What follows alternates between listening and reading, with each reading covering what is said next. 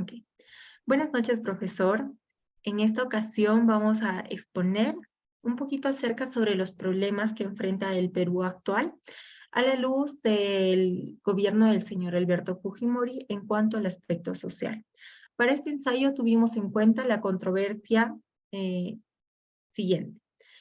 ¿Consideras que la sociedad peruana aún vive las consecuencias de las violaciones a los derechos humanos, la corrupción institucionalizada y la profundización de las desigualdades sociales?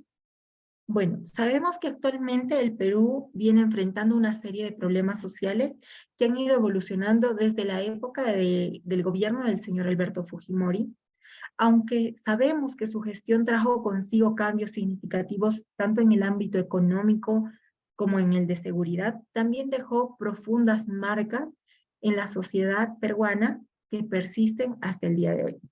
Uno de los logros que podemos destacar más durante el gobierno del señor Fujimori fue pues el manejo de la economía, ya que se implementaron políticas que contribuyeron a la estabilización de la economía y permitieron un crecimiento sostenido de esta.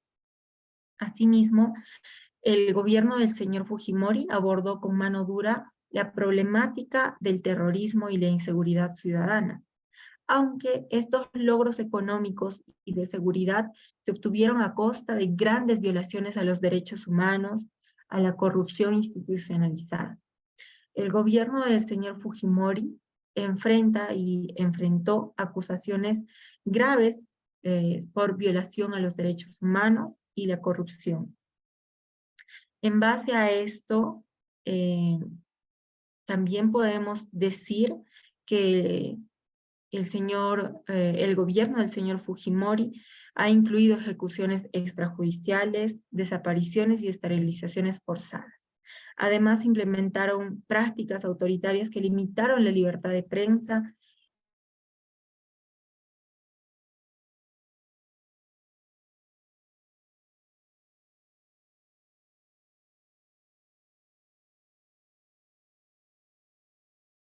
humanos, la corrupción institucionalizada y la profundización de las desigualdades sociales.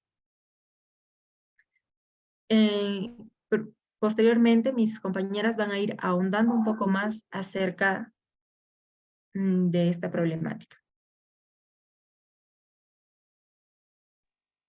Continuando con la exposición, según Alejandra Bayón, durante el gobierno de Alberto Fujimori tuvo un impacto significativo en el aspecto social del país. Uno de estos impactos fueron lo que es las esterilizaciones y las desapariciones forzadas, donde dejaron un profundo impacto en lo que es la sociedad peruana. Al paso de los años hubo avances y cambios en relación a esta problemática, pero también debemos decir que perduró permanencias que siguen afectando a víctimas y a familias en el Perú actual. Se observaron también muchos cambios en cuanto al reconocimiento facial, búsqueda de desaparecidos y el proceso judicial, donde el Estado peruano reconoció de manera oficial la existencia de estas, ¿no? Que fueron las esterilizaciones forzadas, sobre todo donde se ha pedido las disculpas públicas del caso a las víctimas. A medida que las esterilizaciones se hicieron públicas, surgieron unas demandas legales en contra de los involucrados, donde estas se dieron, ¿no? Se dieron en contra de los responsables. En algunos casos se logró la condena a algunos funcionarios y a algunos médicos que estuvieron involucrados en esta problemática. Seguido de ello se iniciaron lo que es la búsqueda a las personas que estaban desaparecidas durante el conflicto en ese momento. Aún así se mantuvieron también algunas permanencias como la impunidad, atención a las víctimas, el estigma, la discriminación, donde se presenta un desafío para la sociedad en el Perú. Cabe recalcar que es fundamental que el Estado continúe trabajando para garantizar y respaldar la justicia y reparar y la reparación adecuada para todas las víctimas. Así ir reduciendo la discriminación y el estigma asociado a los graves crímenes contra los derechos humanos. Va a continuar mi compañera Yorlet con el desarrollo. Ya. Según Verdera, en el año 2007, indica que es preciso recordar que la brecha entre ricos y pobres se profundizó a pesar de ciertos indicadores económicos favorables. Aunque hubo crecimiento económico sostenido, gran parte de la población seguía viviendo en condiciones precarias y sin acceso a servicios básicos, lo que generó un aumento en la desigualdad social.